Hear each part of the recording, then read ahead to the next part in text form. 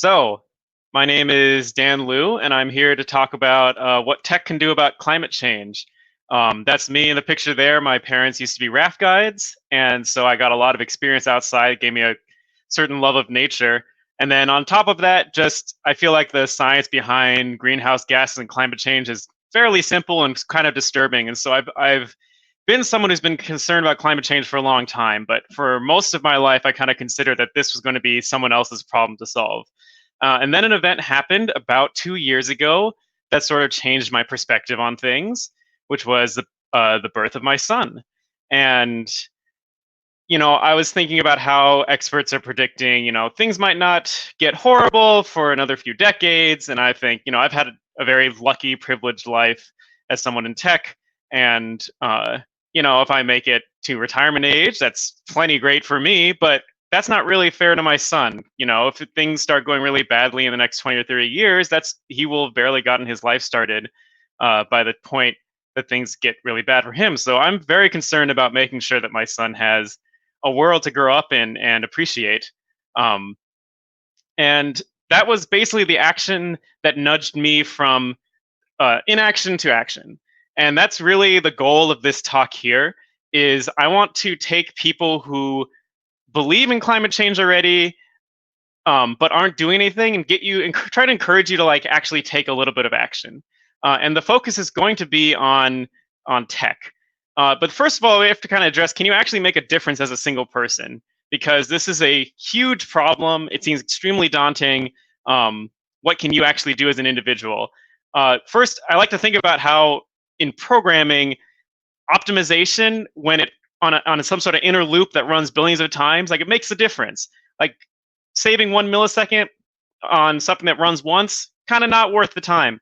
Saving 1 millisecond on something that runs a billion times, definitely worth that optimization. And so for me, I think about, if all of us do a little bit of change, we can make a huge difference. It's sort of that collective action thing.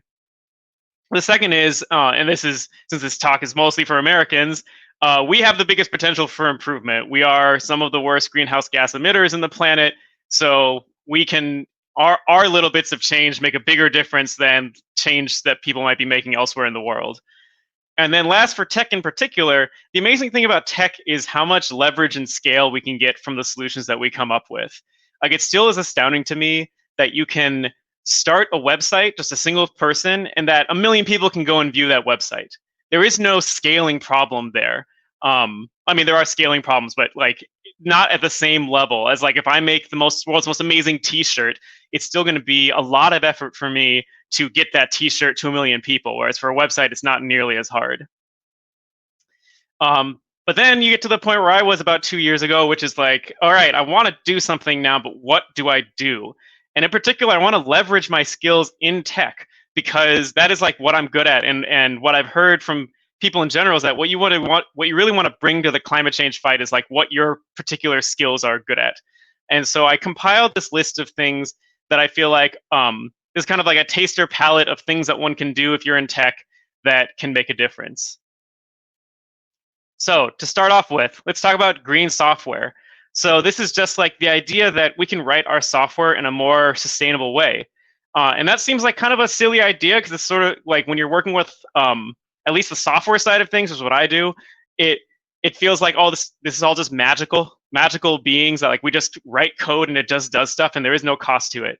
But really, there's a lot of costs associated with the way that we do business.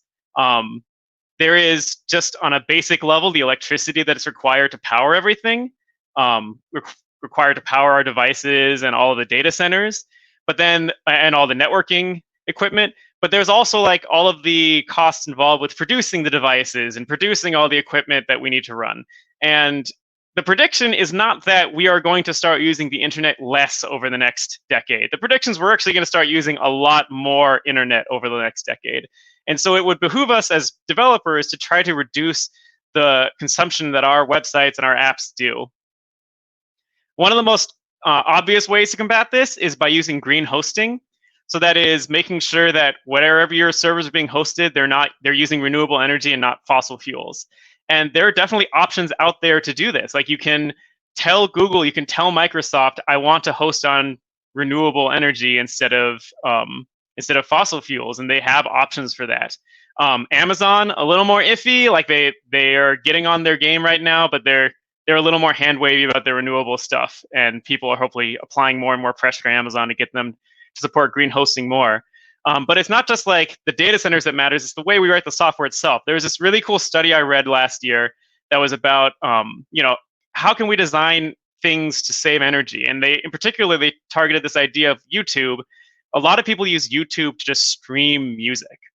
Um, and while it's streaming that music, you have to stream video because YouTube's all about video. But like so many people are just watching it for the music. And if they could detect streams that really just focus on the music and not really the video, and turn off the video for those streams, they predicted that YouTube could cut its carbon footprint by 5%. And that's huge because YouTube is a huge site. YouTube contributes a huge amount of the carbon footprint of the internet in general. And so 5% is like an amazing amount. In my own neck of the woods, I work on Android apps. And one thing that they've been pushing recently for mobile apps in general is just implementing this dark mode. This exists on both iOS and Android these days. And it just comes with this key observation that it turns out that the way that our mobile devices are made, when they display black pixels, it tends to be less energy intensive than displaying white pixels, especially on higher brightnesses. And so, this is being pushed as a way to like make devices last longer, and that's great and all. But it also just means in general, like supporting dark mode means that you can have a lower carbon footprint. And again, it's a small difference, but it's spread over a lot of people. And then there's algorithms like Bitcoin, where like the algorithm behind Bitcoin is inherently electricity hungry, and like just don't design things like Bitcoin. And this isn't all stuff that's like going to cost money. Like if people say like, oh, to do the right thing, it must cost more money. That's not true at all. Like data centers in particular, you would think that the amount of data centers we've added in the last decade, that their carbon footprint would be ballooning. But actually one of the bright spots is it hasn't been nearly as much as you would think given the scaling. And that's because the data centers themselves want to reduce the amount of electricity and devices they're using, because that's just better money for them as well. So cases can be made to your company about like, hey, we can green up and we can save money at the same time. All right, this is a little awkward for me to bring up because I don't like talking about money too much with other people, what people should be doing with their money. But if you want something to do, you can invest or donate towards climate change causes. And the reason I bring this up with tech in particular is that tech is a very privileged industry. And I don't imagine that everyone in tech is like a millionaire driving around in Lamborghinis. But it does so happen to be that in tech in general, you will have money to invest. You will have money to donate. And if you are very concerned about the climate, you can put that money towards what you care about. And really, there isn't enough like venture capital going towards clean technology solutions. This is an estimation that I found of like the amount of money going towards clean tech startups. And that's because clean tech just doesn't really lend itself well towards the normal startup investing, where they want to see like a 10x return sometime in the next few years. Clean tech is more about like saving the planet so it doesn't like shrivel up and die in the next 100 years, which to me is a much better investment, but it's not an investment that like angel investors care about as much. And so you can take your money, you can invest them in ESG funds instead of investing them in just like a generic index fund, and like try to move less money towards fossil fuel or greenhouse gas companies. Or if you want to just get more involved directly, just donate money. There are tons and tons of organizations out there that want your money to fight climate change. And myself, like, I'm also spending less money on digital things than I used to before, and donating more of it in exchange. And there's sort of a win-win here. Like I'm a mobile developer. I used to buy new phones all the time because like it's my job. Of course I should buy new devices all the time. And now I don't, because the devices themselves have such a large carbon footprint. I kind of hold off upgrading as long as possible. And on top of that, you can take the money you're saving from that and then reinvest it in the climate cause. Oh, working remote. So this is something I feel like everyone has become very intimately aware of recently, is that you can work remote. This talk I gave 6 months ago, it was very different talking about this slide than it is now. But the fact of the matter is that transportation in the US is the biggest greenhouse gas emitter. I'm amazed the EPA still even has stuff on their website admitting that climate change is happening. But anyways, so any way we can reduce that transportation is great. Working from home, maybe you hate it by now, fine. But if you're taking a liking to it, you could try to keep working from home after all of this coronavirus stuff dies off. Even just a couple days a week to lower the amount of commuting that you do. Or maybe you've discovered that like you don't need to fly across the country to make this business meeting. You can actually do this over Zoom, and it works, well enough, and it doesn't require then a whole plane trip, which is one of the huge contributors to greenhouse gases. Like I myself used to fly around all the time, like basically the whole world, giving talks at conferences, and I did that because it was really fun. But that's not actually like the biggest impact that I would have. The biggest impact I'd have in terms of my speaking was the fact that some of those talks were recorded. This is a talk I gave at DroidCon SF maybe like I think 4 or 5 years ago, and it has the most views of any of the talks I gave on YouTube. That's 25,000 views. There were not 25,000 people in the room when I gave this. There was maybe like 75 people at most. There was a really long tail there. So now my strategy is, instead of traveling around to give talks at conferences, I give talks locally here in Minnesota, make sure they're recorded, put them online, and then share them around. A very direct way to get involved with tech is to write climate software, and there's so many ways you can go about this. One way is just to like increase the knowledge out there of climate change. One of my favorite websites that's come out of all this is climatechoice.co. And this is just a few hackers got together, made this website, and it's a very simple website telling you like, hey, you want to do something, you're nervous about climate change, here's things that you can actually do. And again, this is a cool idea of just a few people get together, make a website, and now millions of people can view that website. You can make tools that assist people in trying to fight climate change. The University of Minnesota made this solar suitability analysis website, which tells you, whether your rooftop is a good candidate for solar installation. And this is basically like the first step before you get solar installed, is they check the suitability of your house. Even if there is no direct tech thing involved, every cause needs a website. Every one of those websites needs people running it. Every cause has social media and someone to help run that. Every cause needs security. There was actually just a recent incident with Extinction Rebellion's mailing list, where someone else hijacked their mailing list and sent out like a splinter organization group email that I got kind of upset about. Like everybody, tech still matters in all of these causes. I myself got involved with this app called Earth Hero, and I worked on the Android version of their app for like 4 or 5 months. I kind of burned out and have not been working on that recently. Maybe you can figure out why, but like, it's cool that you can take this skill which I have, which is writing mobile apps, and apply it directly towards like something that might convince other people to like change how they feel about climate change. And if you want to go like the full level, if it happens to be a good moment in your life to switch jobs, or you have recently found yourself unemployed for some reason, you can find a job in climate change careers. They are definitely out there. I myself am hoping to switch someday soon to like from where I'm working right now to like something more directly involved, because as nice as it is to work the occasional night and weekend on some sort of climate change thing voluntarily, being able to do it as your day job for 40 hours a week would be awesome. Oh, getting political. Okay. So this is the awkward confluence of both politics, which you're not supposed to talk about, and climate change, which you're not supposed to talk about. But it matters, because there no amount of individual action is going to fix climate change. We also have to get political and change things at the top so that we regulate the industries to keep them from emitting carbon. Because even if we fix ourselves, we can't fix the people who would be incentivized to pollute otherwise. The number one thing here you can do is vote.